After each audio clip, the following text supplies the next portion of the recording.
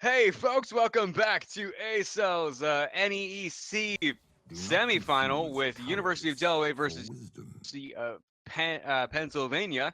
Right now, the score is sitting at University of Delaware with 2 wins, University of Pennsylvania with 1. I'm Aaron Yodroid Yoder. Fine. I'll Hans, just be over here. say hello to the people, Sharpening my Hans, and let's get to feathers. this Pickman phase. Hey y'all, what's going on? I'm Right, this is getting Hans worse every single time. Gretel. I don't want to say my last name. So we're gonna get onto this band phase here. We're gonna be looking at the traditional Lee Sin, Zaya, probably going to be a Tyrant. third band, Caitlyn again, coming on over from University of Delaware. They haven't really changed up so much their first 3 bands. Right. Yep, there's that Caitlyn band coming on through as predicted. They've had the same first initial 3 bands for all 4 of the first, or 3 of the all first 3 games have been the same first 3 bands. Wait a second. All Um, right, I'm gonna try to predict this first pick. I'm guessing shoot the new person. Kaisa. Forget it. Kaisa, thank you. Yeah. No. Rageblade isn't dead. We're going to be seeing Varus picked up onto the side of University of Pennsylvania. Just you know, Rageblade not dead. Quote no, I'm a cutie pie video. No big deal. We're going to be seeing Kaisa picked up on over towards the side of University of Delaware. She was doing very well for them, and they're going to be picking up that Janna again, doing very well on that support. Coming on over from Night Stealth, he's been feeling a lot more comfortable these last 2 games in that support compared to the first game with Janna. Sorry, not Janna. That's who he's playing. Morgana. With Morgana. It's going to be interesting to see who they try and counter with over here. Looks like they're going to be looking at a Karma, so that's going to be a nice change of pace there. If that does go on over towards the support, Mini Dewey sitting on a Karma is going to be very different from the types of supports he's been playing recently. He's played Tom Kinch for 2 of the last 3 games, and for the middle game, he played Alistar. We're going to be seeing free XP here go with that comfort pick of Nocturne again, not letting it go to the second ban phase. To counter that, Into the Dusk is going to be picking up that Ivern. The last time that they had this matchup, Ivern was doing very well. He was doing an amazing job of supporting his team. He first bought Redemption, went into a Night's Vow and a Locket of the Iron Solari. Very supportive build.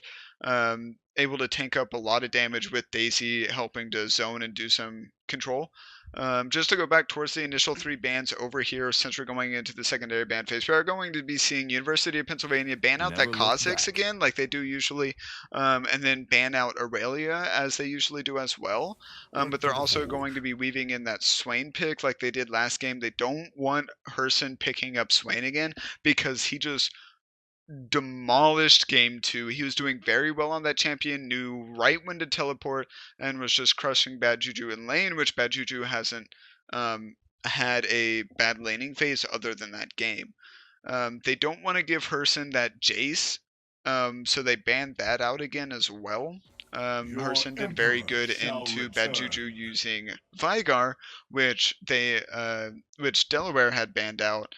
Just they don't really want to see that champion again. They don't want to give them a chance to get as close as they did last game, where it got to late game and both teams are doing very well. They're also going to ban out Ornn again, which I think they've been doing every game other than the first game because Richie. Right. No, they the first 2 Richie games. was so commanding. Right. It was the Richie played Ornn in the first game.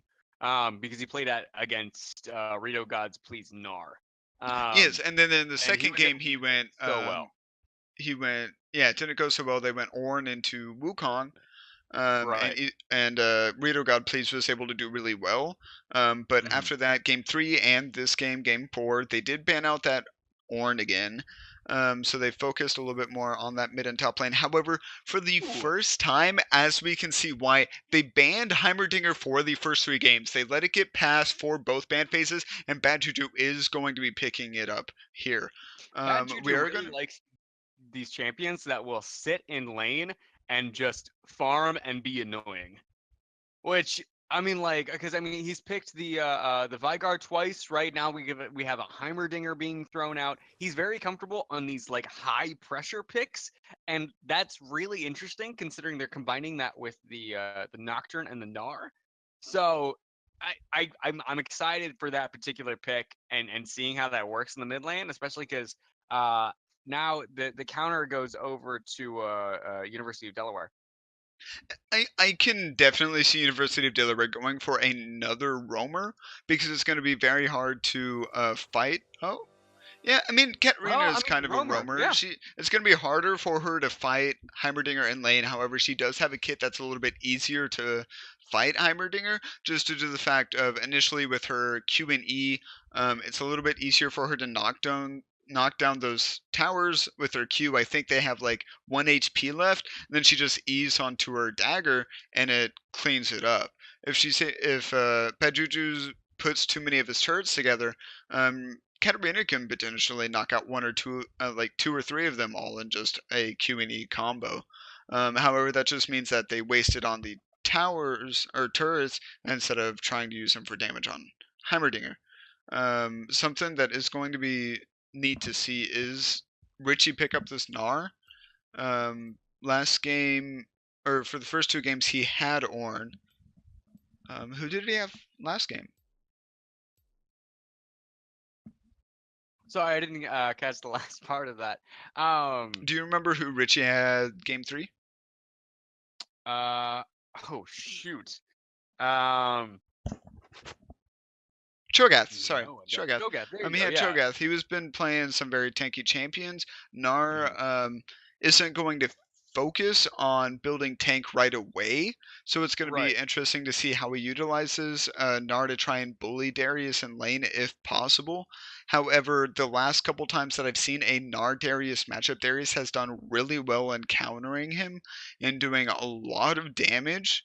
Um, However, with Nocturne being a little bit more of a burst champion, I could see ganks going a little bit better for University of Pennsylvania. Normally, a big strong suit of Darius is that with his Q, he's able to sustain through ganks, able to 2v1 very well, especially if he gets those 5 stacks to increase his attack damage. It's really easy for him just to pop off in the top lane. However, with Yeah. Nocturne, his ability to close the gap with his Q, along with the spell shield to block that, and his fear, it can be very easy on top of his ult just to get right in Darius' face, and then like CC him if possible if Darius doesn't flash, as well as spell shield either the Q or the W cripple coming from Darius.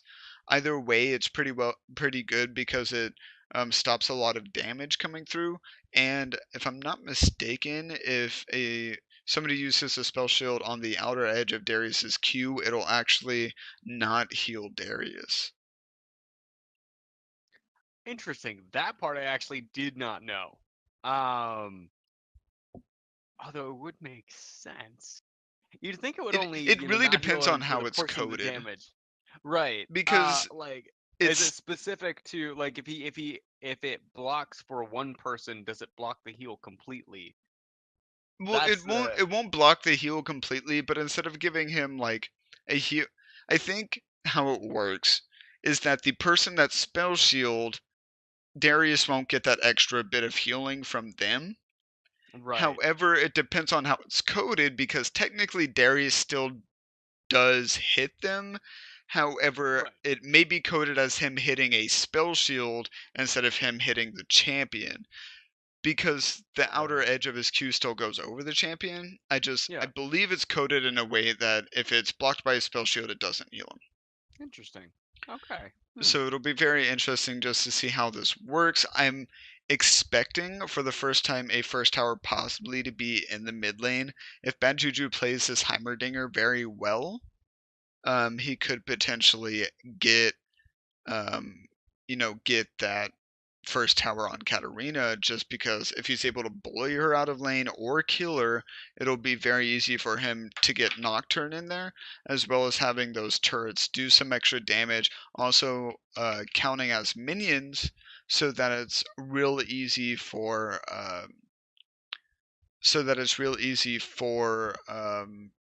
them to siege a little bit more and siege a little bit longer than they may otherwise. Yeah, oh, okay. So comp wise, I do want to get your opinion on this. Who are you giving the edge to this game? I mean, you've got Bad Juju on obviously a comfort pick, something he's really good on. You've got Nocturne on something he's demonstrated that he's very comfortable on. A bit of a different pick for Mini Dewey in the bot lane, and something also a little bit different for Richie in the top lane. We do have On the a opposite pause side of coming that- through. Are you, if you're able to see chat, are you able yeah. to see the reason?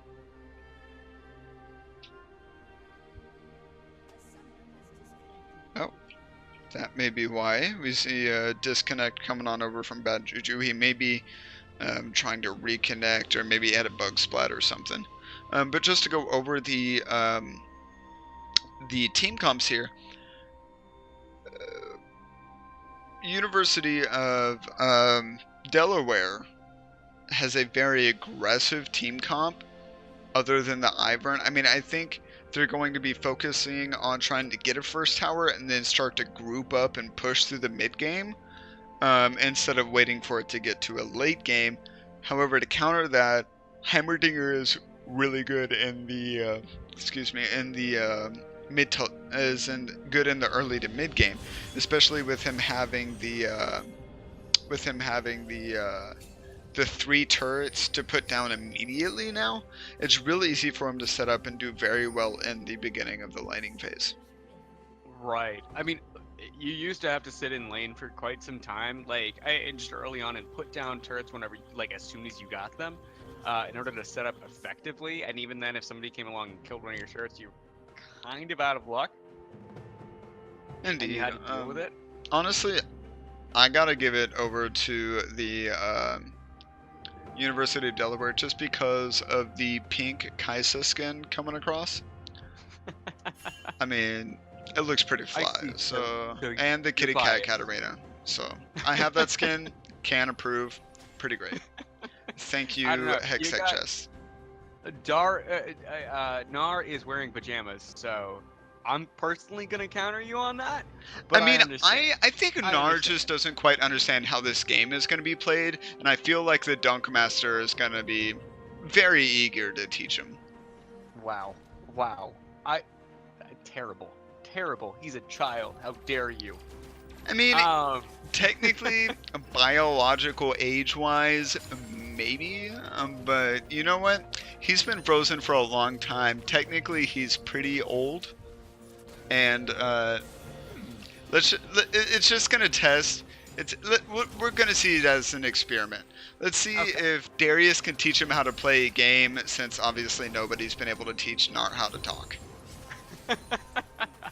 Hey man, he's got his own language, dude. He's making this up as he goes. Wow, that's a lot of damage actually that East Coast Gary's able to put out in one trade. And I think that is going to kind of define what the early stages of the bot lane are going to look like. Indeed, I mean, that's pretty scary. You see that they realize that they do have a little bit of a stronger early game pick in the bot lane. Instead of going for a fleet footwork like Varus has and like Kaisa has traditionally had for the last couple games, they actually picked up Press the Attack to try and get those 3 autos down and do some extra damage. Right, which I mean, really smart move, especially considering that Varus really isn't going to hit stride until he at least hits level 3, and he's able to pull off combine all 3 of his abilities really to get kind of the maximum amount of it out of his damage. And even then, really needs that Ginsu's Rage Bait in order to kind of pop off. So East Coast Carry definitely has the advantage here on the bot side. We'll see if Mini Dewey's able to lay down enough damage to be able to make up for that though, because it's interesting to see the sort of role reversal from the 2 of them. Real fast, I'm sorry to cut you off, but we do have to pay attention to both of the junglers here. Ivern did set up his bot side first, or maybe last, but to where he backed, he was full HP, he was able to take the Wolves and Gromp. And sorry, for some reason I was thinking White Camp or like Ghost Camp, like it used to be like 5 seasons ago. But Gromp, and now he's able to come across wide on this bottom lane. He has that Q that he's gonna be waiting to throw down onto that's 2 flashes there. out of PENN. Mini Dewey looks like he could get away, but Michael Kwok is gonna end up getting away. or is going to go down while Mini Dewey gets out. So, yikes. I mean, what you were saying there about setting up on the bot lane, though, I mean, like, that was a great setup from Into the Dusk. He's able to pick up an early kill for East Coast carry. Well, actually it for wasn't himself, necessarily but, Into the Dusk. East Coast Carry, I think, and Night Stealth were able to set it up because they focused on doing damage to Jhin and Karma. They were able to whittle them down a lot while allowing the lane to push into them, knowing, I think, almost from the beginning of the game that the way Bad that Juju get into some trouble in the mid lane, but not much going to come out of that. Sorry, go ahead and continue. Yeah, I do actually agree with that statement, especially with how you're backing that up. They did do a really good job of setting up in that bot side and making sure that there was room for Into the Dusk to circle around the way that he did. We're going to be seeing Nocturne actually go sit in this bush. We're going to be seeing Night Stealth try and go in to help out Katarina, but it's just going to backfire on him. Free XP here. An amazing job of utilizing the extra little bit of time that Ivern bush is staying there. He hidden it, just obvious in lane. Nobody would have thought he was there. He was waiting for maybe Katarina to try and go in on Heimerdinger. However, we saw Janna just use her use her passive and boots to her advantage, just to run up towards the mid lane and try her best to cut off Heimerdinger and try and get a kill on over to Katarina. However, it just didn't quite work out, and we're going to be seeing Karma try and work her way on over towards the mid lane to do something similar. Katarina, very easy, just going to Q or E away, sorry. Very easy for her to get away. She's still trying to farm a little bit. Karma trying to, show some presence there, just to try and keep her at bay a little bit, but Katarina's going to do her best to try and push up. She hit level 6, so did Heimerdinger. But she's going to try and back while the lane is pushed in. That way she loses less XP and minions trying to push back up from base. Yeah, and that's really important in a Heimerdinger lane with how quickly he's able to push.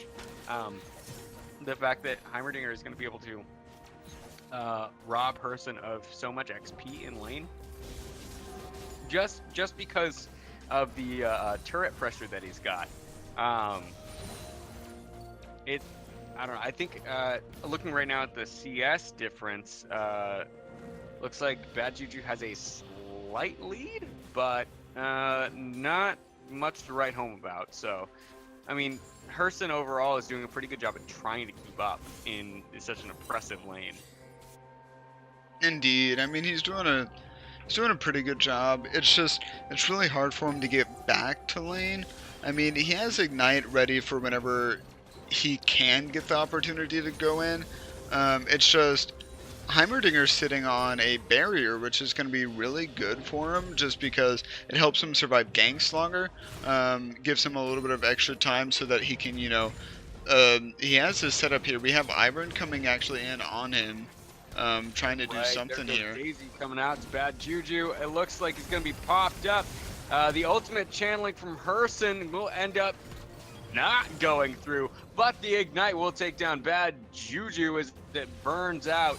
Now it looks like, Free XP ended up taking that kill for himself, so really not a bad position for that to go. But yeah, it's a 1-for-1 trade here in the mid lane. It's going to be interesting to see how these junglers react now, just because of that kill going on over towards Nocturne. It's going to really help him out. He's 2-0 right now, so he has a pretty good lead, I believe, in gold, just over Ivern. Let me double check real fast. Not too much, I mean 100 gold lead, but it's helping him keep slightly ahead where he's not being put behind, so he's able to build that assassin style that he wants to, and it's gonna be able to keep up with everybody else in the game, if not slowly surpass them, so that he's able to utilize that ult a lot better, able to counter gank from a larger distance away.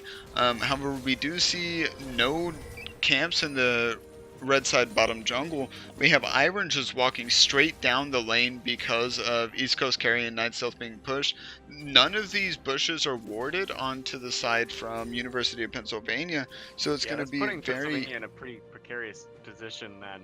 Oh, Michael Kwok walking up kind of close, but oh, is it enough for Into the Dusk to be able to go in yet? Oh, there goes Daisy. Popping out of the lane, Michael Kwok having a flash over top. Mini Dewey having a flash away underneath the turret. That is the knockup landed onto Michael Kwok, and Night Stealth dropping fairly low. East Coast carry, not quite able to seal that. Will flash away, but taken down in the end by a stray tower shot.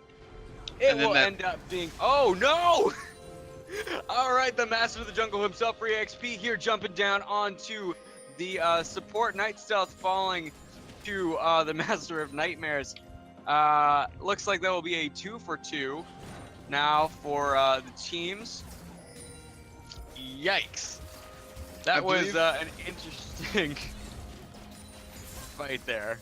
Indeed, we're going to be seeing Heimerdinger blow his ult there.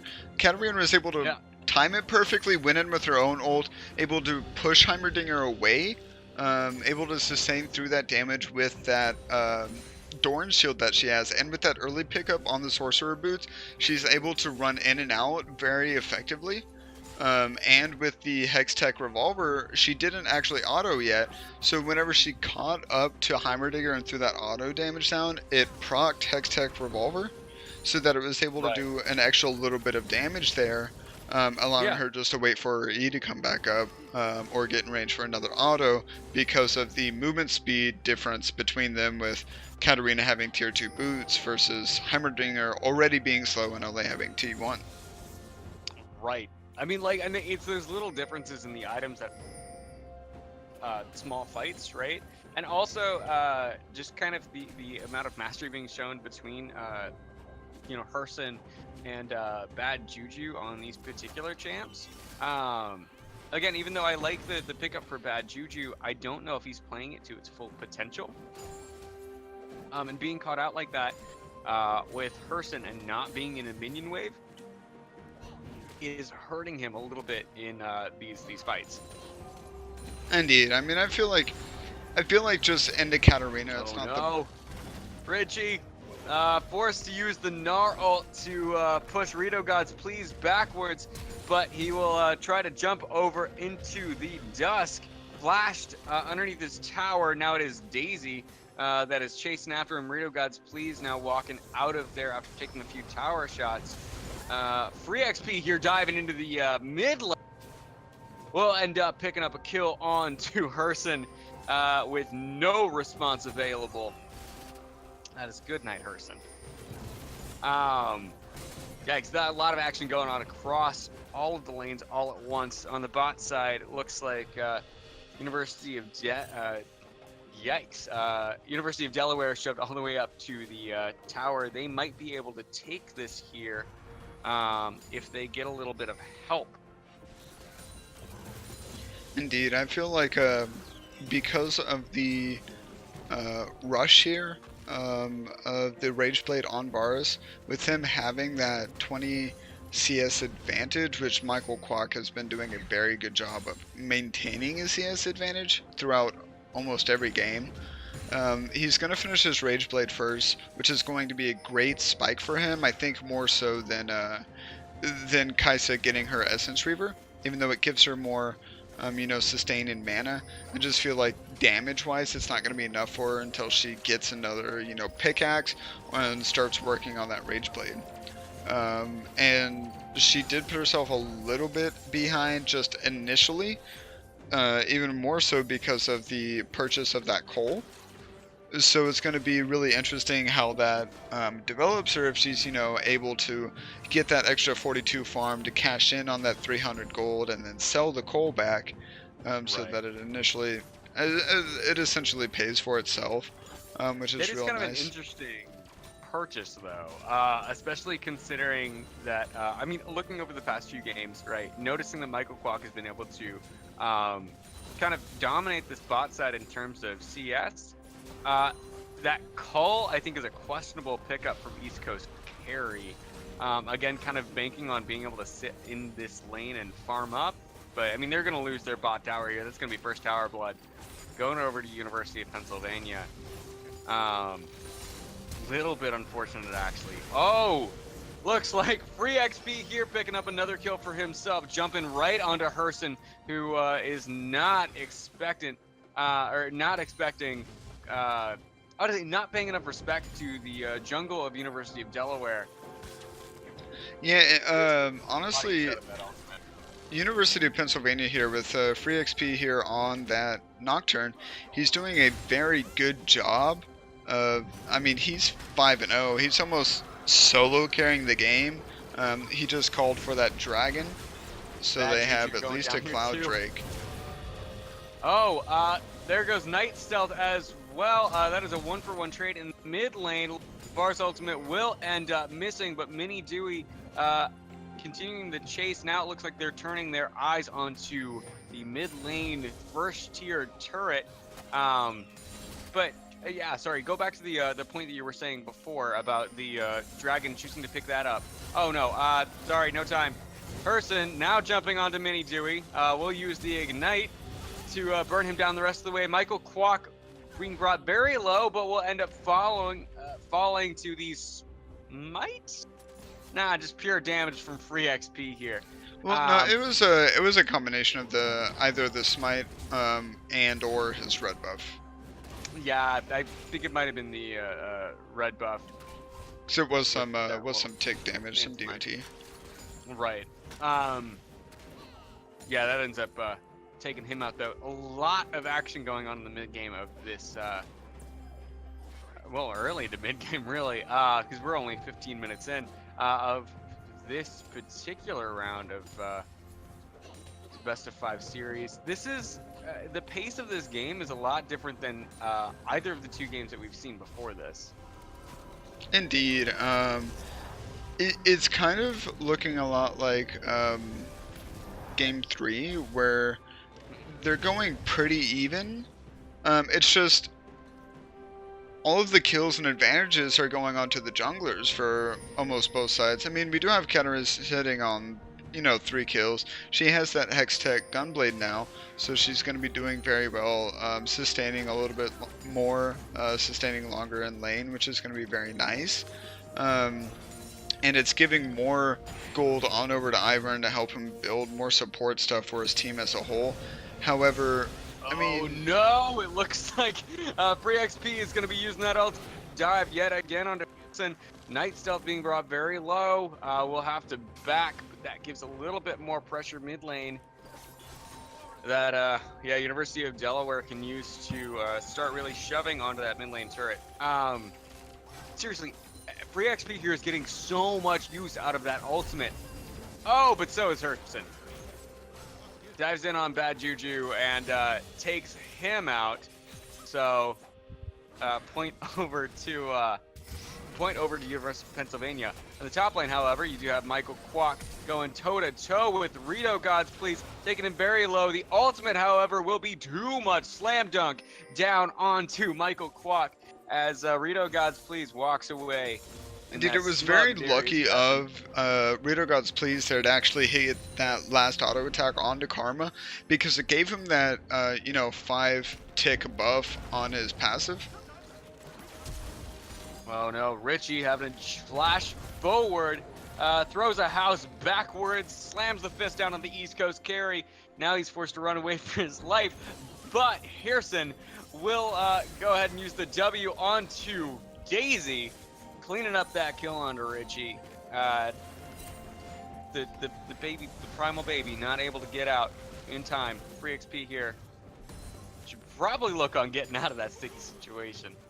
Indeed, I mean, you're seeing Herson on Katarina try his best to match up with the kill potential and assassination potential of Nocturne here, because he's 6-0. He has his Duskblade, he has his Warrior Enchantment Red Smite jungle item. He does a lot of damage, and if you survive his initial burst, his smite damage on top of whether or not he has red buff, that DOT is actually doing a very good job of basically taking down anybody that survives his initial engage.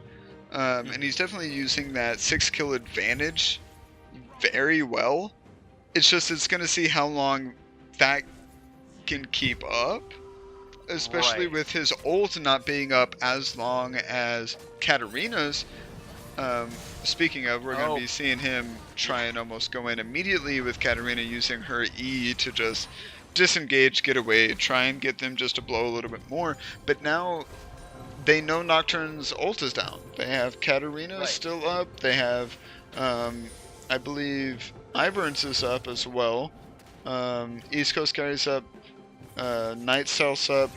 It's going to be very easy for them if they group in the mid lane, much like Pennsylvania is here, for them to try and do something. Quack finding an ultimate onto Herson will end up popping them immediately, taking down this mid turret as well. Yeah, no, grouping mid lane will be the answer, apparently. Even with just 3 members, they're able to take out Herson. I mean, like you were saying, if they're able to group up, it's gonna take away a lot of the threat that Herson has.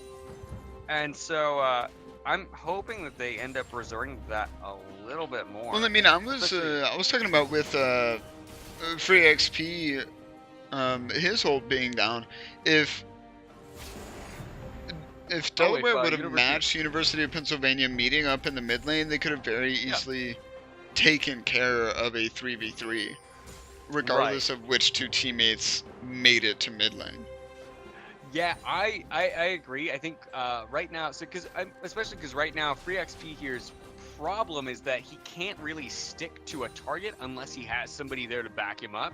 Especially because most of the targets that he's going to be going for, such as East Coast carry or Herson, aren't really available. Or I mean, even Night Stealth, they're not necessarily readily picked up. Ooh, looking at the bot lane.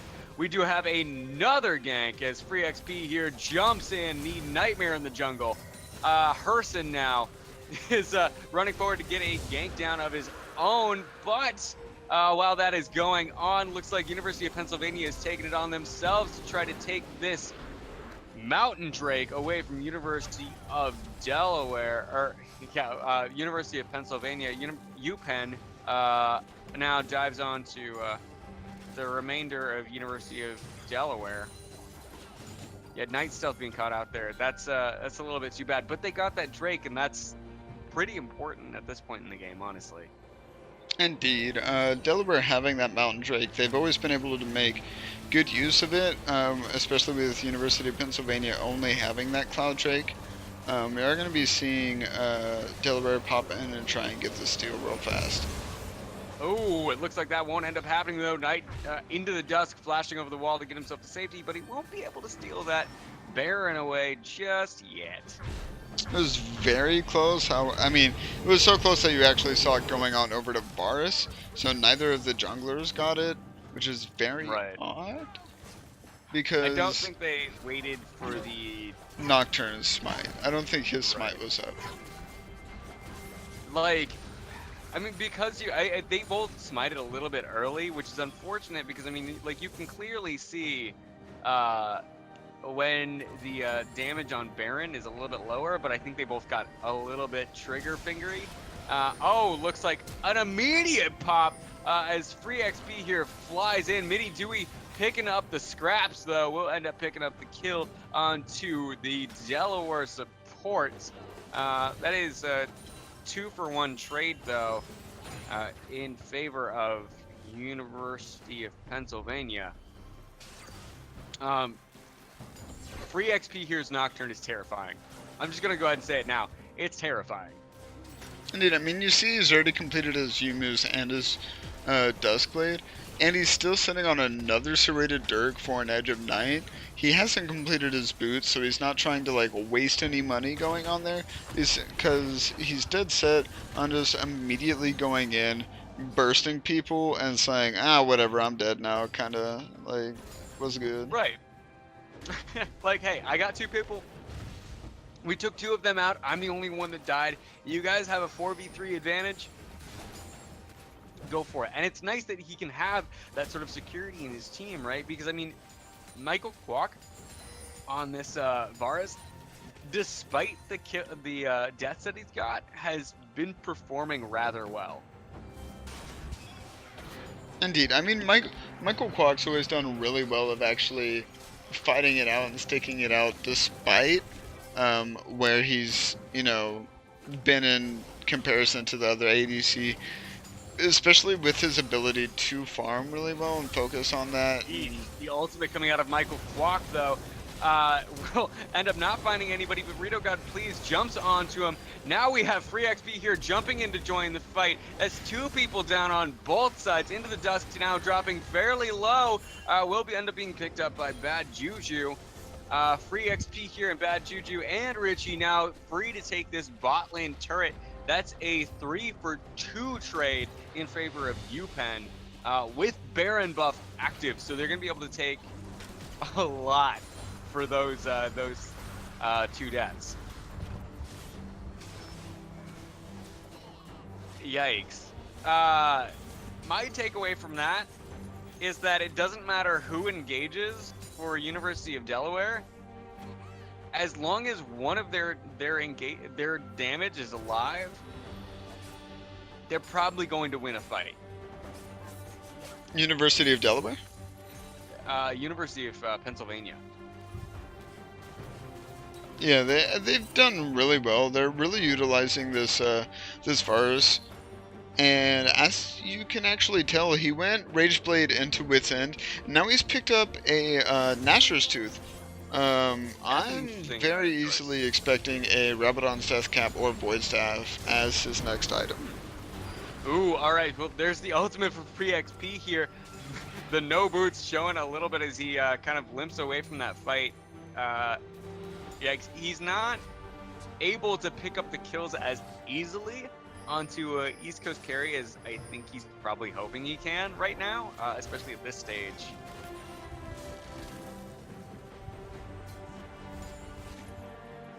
It is going to be interesting seeing University of Pennsylvania set up for this mid lane, kind of top lane. They're just kind of running through, setting up some vision. It almost would look like they're prepping for Baron, but Baron's not going to be up for another... I don't see the timer here. But he's not going to be up in the next minute. Right. And they're popping down wards. It looks like 5 minutes till everything's up. Gotcha. But we are going to be seeing a dragon pop up here in 30 seconds.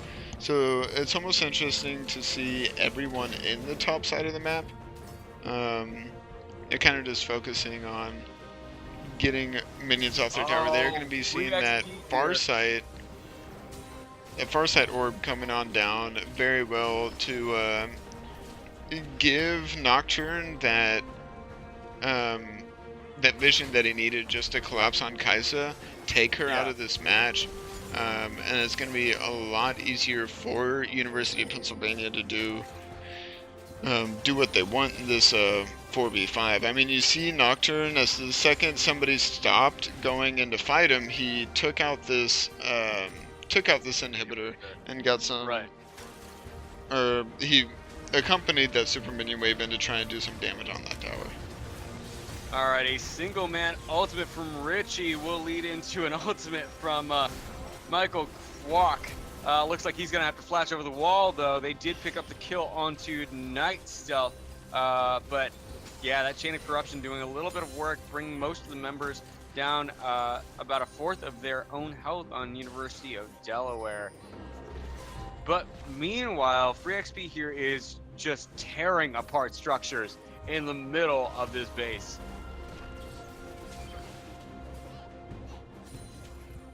Yeah, I mean, I guess my big question here is, what does University of Delaware need to do to stop this snowball from happening? How do they stop the Nightmare Train from rolling straight through their team? Because it seems like every time Free XP here presses R, somebody dies.